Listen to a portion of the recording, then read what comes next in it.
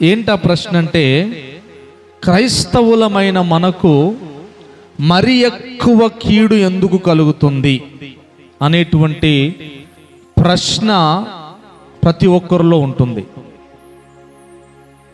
నేను ప్రార్థన చేస్తున్నాను, చర్చికి వెళ్తున్నాను, పాటలు పాడుతున్నాను, కానుకలు ఇస్తున్నాను, కానీ నాకే మరి ఎక్కువ కీడెందుకు కలుగుతుంది? నాకే మరి ఎక్కువగా శ్రమలు ఎందుకు కలుగుతున్నాయి? నాకే మరి ఎక్కువగా ఎందుకు ఈ అనారోగ్యము, ఈ నిందలు, ఈ అవమానములు, ఈ సమస్యలు అనేటువంటి ఆలోచన మనలో కలుగుతుంది. దానికి అనేకమైన కారణాలు ఉన్నాయి. దాంట్లో ఒక కారణం మనం చూసినట్లయితే, యోహాను సువార్త, ఎవరు తీసి చదవకండి, ఆ మాట నేను చెప్పి నేను వాక్యంలోకి వెళ్తాను. యోహాను సువార్త 5వ అధ్యాయంలో మనం చూసినట్లయితే, బెతస్దా అనేటువంటి ఒక కోనేటి దగ్గర 38 ఏండ్ల నుండి కాళ్ళు చేతులు పడిపోయి నడవలేనటువంటి ఒక వ్యక్తి మనకు కనబడతా ఉన్నాడు. ఎన్ని సంవత్సరాల నుంచి అండి? 38 సంవత్సరాల నుంచి. మరి ఎక్కువ కీడు ఎందుకు కలుగుతుంది? మరి ఎక్కువ శ్రమ ఎందుకు కలుగుతుంది? మరి ఎక్కువ బాధ మనకు ఎందుకు కలుగుతుంది అని ఒక ప్రశ్న మనం వేసుకుంటే, ఈ వ్యక్తి జీవితాన్ని దేవుడు మన ముందుంచుతూ ఉన్నాడు. అక్కడ 38 సంవత్సరాల నుంచి బాధపడుతున్న వ్యక్తి, 38 సంవత్సరాల నుంచి నడవలేక, తన జీవితాన్ని తాను బాగు చేసుకోలేక, తన జీవితము అందరి చేత వెలివేయబడి, దూషించబడి, అవమానపరచబడి, అందరూ కూడా దూరమైపోయిన పరిస్థితి. అటువంటి పరిస్థితుల్లో ఆ వ్యక్తి దగ్గరికి యేసయ్య వస్తా ఉన్నాడు. హల్లెలూయా!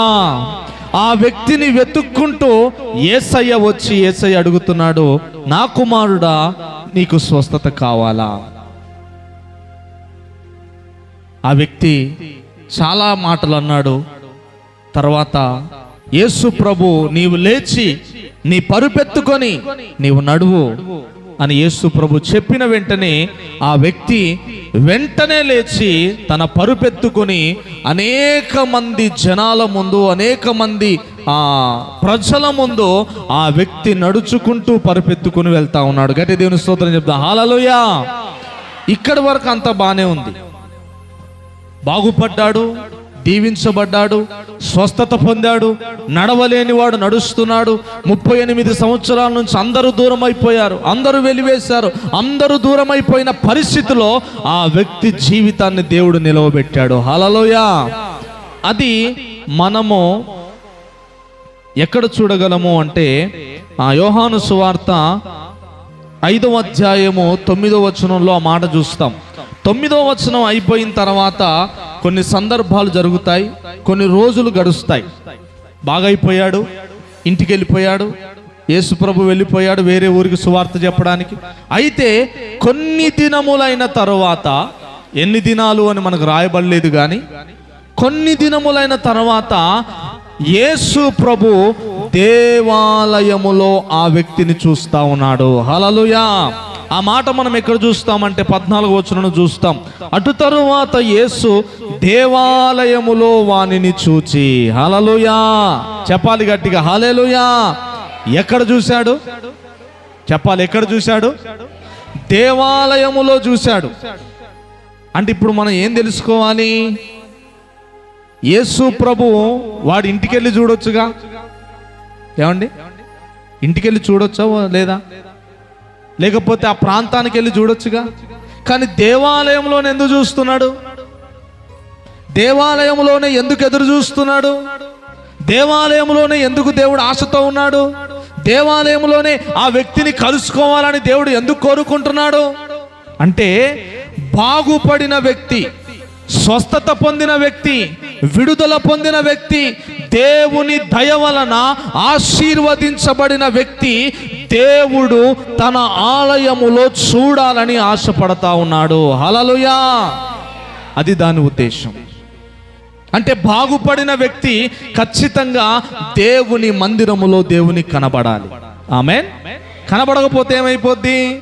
అదే వ్యక్తితో యేసయ్య అంటారు, రే బాబు, నువ్వు స్వస్థత పొందావు, ఇప్పుడు దేవాలయములో నేను నిన్ను చూస్తున్నా. ఓకే, ఎంతవరకు బాగానే ఉంది. అయితే ఒకటి గుర్తుపెట్టుకో, నువ్వు బాగుపడ్డావు, రక్షింపబడ్డావు, స్వస్థత పొందావు. మరి ఎక్కువ కీడు నీకు కలగకుండా ఉండాలి అంటే దేవుని మందిరాన్ని, దేవుని సన్నిధిని, దేవుని బిడ్డలను నువ్వు విడిచిపెట్టకూడదు అన్నాడు. దేవునికి స్తోత్రం. అంటే అర్థం ఏంటండి? మరి ఎక్కువ కీడు నీకు ఎందుకు కలుగుతుంది? మరి ఎక్కువ శ్రమలు నీకు ఎందుకు కలుగుతున్నాయి? మరి ఎక్కువ శోధనలు నీకు ఎందుకు కలుగుతున్నాయి? దేవుని మందిరములో నువ్వు కనబడుతున్నావా? దేవుని సంఘములో నువ్వు కనబడుతున్నావా? దేవుడు ఎదురు చూస్తున్నప్పుడు, దేవుడు చూడాలనుకున్నప్పుడు, దేవుడు నిన్ను కనిపెట్టినప్పుడు, దేవుడు నీ గురించి ఎదురు చూస్తున్న సమయంలో ఆ దేవుడి కళ్ళకు ఎదురుగా నువ్వు వస్తున్నావా? ఆ దేవుడికి ఎదురుగా ప్రభువా నేనున్నాను అని దేవాలయములో, దేవుని మందిరములో, దేవుని సన్నిధిలో దేవునికి నువ్వు కనబడుతున్నావా?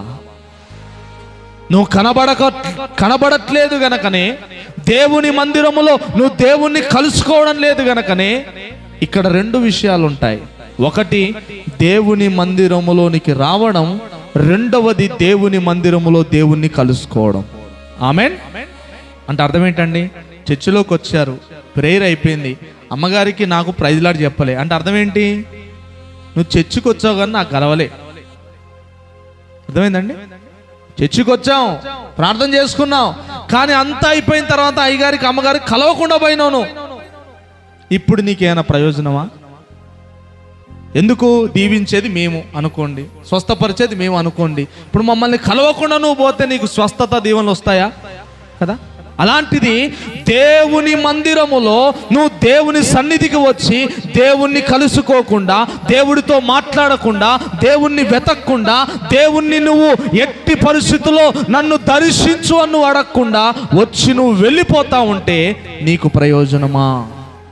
అందుకే అంటున్నాడు, మరి ఎక్కువ కీడు నీకు కలగకుండా జాగ్రత్త పడు. దేవునికి స్తోత్రం. 38 సంవత్సరాల నుంచి బాధపడ్డావు, 38 సంవత్సరాల నుంచి నడవకుండా ఉన్నావు.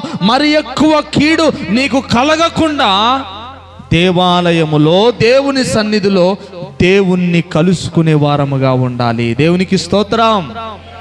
చర్చికి రావడం గొప్ప విషయం కాదండి. చర్చికి వచ్చి వాక్యం వినడం గొప్ప విషయం కాదు. చర్చికి వచ్చి ప్రార్థన చేయడం గొప్ప విషయం కాదు. ఏ దేవుని కోసం నువ్వు వచ్చావో ఆ దేవుణ్ణి నువ్వు కలుసుకుంటున్నావా? ఆ దేవుడు నీతో మాట్లాడాడు అన్న ధైర్యం నీకు కలుగుతుందా?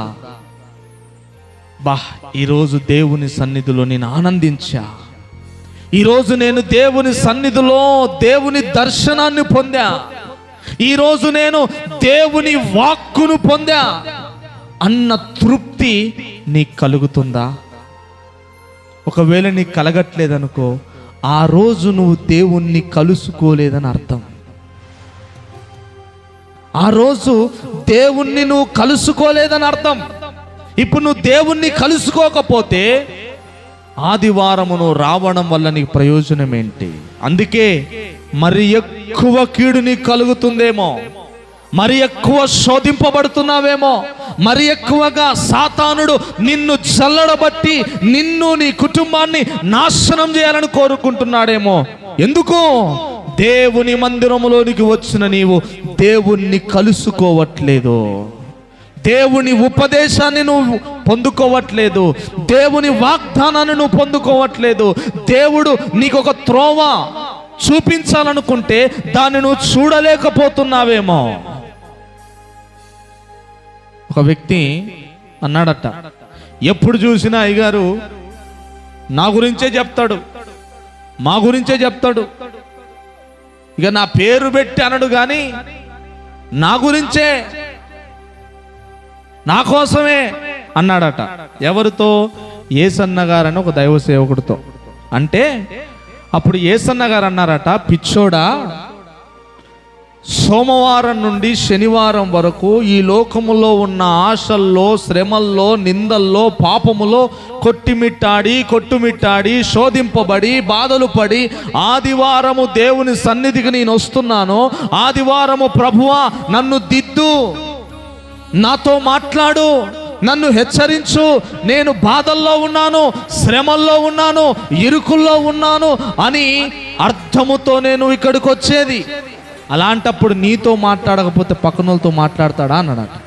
దేవునికి స్తోత్రం. నిన్ను తిట్టకపోతే పక్కనోళ్ళు తిడతారా? నిన్ను గద్దించకపోతే పక్కనోళ్ళని గద్దిస్తారా? ఈ వారమంతా బాధపడింది నువ్వే, ఈ వారమంతా శోధింపబడింది నీవే, ఈ వారమంతా నా బ్రతుకేంటి, నా సమస్య ఏంటి అని ఆశతోనే కదా నువ్వు మందిరంలోకి వచ్చావు. మరి నీతో కాకపోతే ఎవరితో మాట్లాడాలి అన్నాడట. దేవునికి స్తోత్రం. అంటే నాతోనే మాట్లాడుతున్నాడు దేవుడని కనిపిస్తే, నా గురించే చెబుతున్నాడని కనిపిస్తే అది దేవుడు నిన్ను హెచ్చరిస్తున్నాడు, అది దేవుడు నిన్ను సరి చేస్తున్నాడు, అది దేవుడు నిన్ను బలపరచడానికి నిన్ను ఉద్దేశించి మాట్లాడుతున్నాడని అర్థము. దేవునికి స్తోత్రం. చెప్పాలి గట్టిగా హల్లెలూయా, హల్లెలూయా. దేవునికి మహిమ కలుగును గాక.